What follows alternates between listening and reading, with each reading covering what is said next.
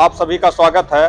मैं हूं असलम खान, आप देख रहे हैं एजेपी न्यूज। आज हम आए हुए हैं, संत कबीर नगर जिला है और दनघटा तहसील है।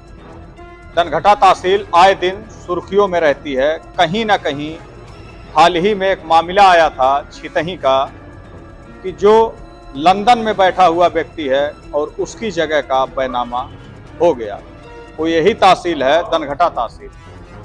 दनघटा तहसील आए दिन सुर्खियों में बनी रहती है और आज दिन शनिवार है और समाधान दिवस है। यहाँ अंदर चल रहा है, एसडीएम साहब की गाड़ी खड़ी है और तमाम भी गाड़ियाँ आई थी। जिले से अधिकारी आए थे, पीडीओ साहब आए हुए थे और तमाम अधिकारी आए थे। समाधान दिवस चल रहा था और वहीं पे हमें मिले एक चाचा।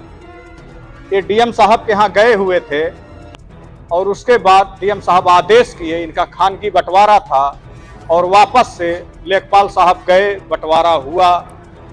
और उसके बाद क्या ऐसा मामला आया कि इनका कहना है कि लेखपाल साहब गए और वापस से वहाँ विवाद हो गया और हमें जो 50 साल से जहाँ हम रह रहे हैं वहाँ हमें रहने के लिए तमाम तरह की परेशानियां हो रही है।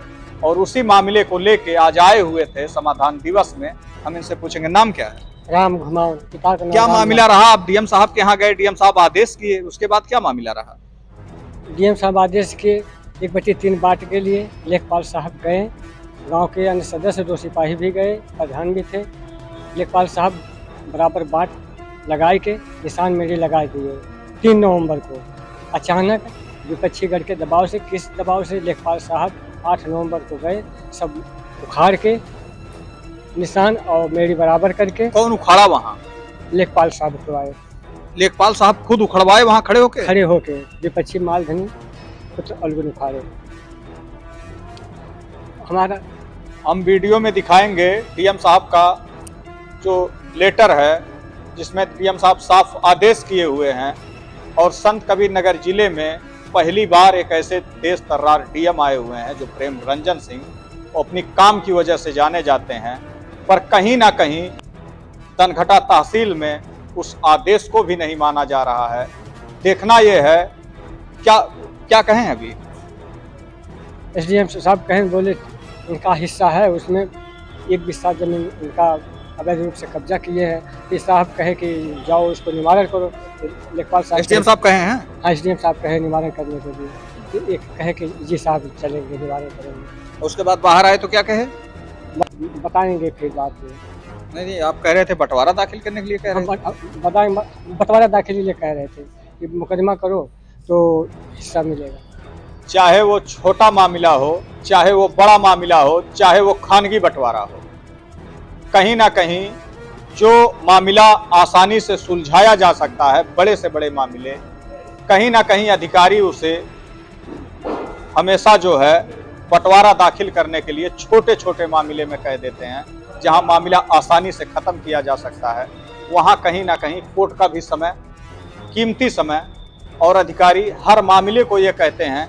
और कई ऐसे जो 90 दिन का समय है, कई ऐसे बंटवारे दाखिल हुए हैं जो 5-5 साल, 10-10 साल से, और वो भी खासकर दनघटा तहसील में चल रहे हैं। आज तक बंटवारा नहीं हो पाया, सगे 2 भाइयों का बंटवारा नहीं हो पाया।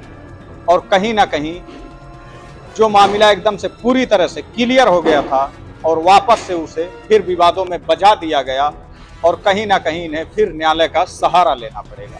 देखना यह है कि इसमें क्या कार्रवाई होती है। आगे क्या करेंगे आप अगर नहीं हुआ?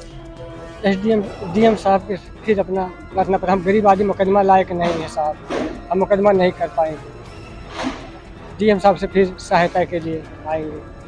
डीएम साहब से गुहार लगा रहे हैं। और जहां एक तरफ डीएम साहब अपनी काम की वजह से जाने जाते हैं और यूं कह लीजिए कि आज़ादी के लगभग 75 साल के बाद संत कबीर नगर जिले को एक ऐसे डीएम मिले हैं जिनका नाम प्रेम रंजन सिंह है। और कहीं ना कहीं उस आदेश को भी यहाँ अधिकारी अमल में नहीं ला रहे हैं। देखना यह है कि क्या कार्रवाई होती है। मैं हूं असलम खान, आप देख रहे हैं एजेपी न्यूज़, संत कबीर नगर।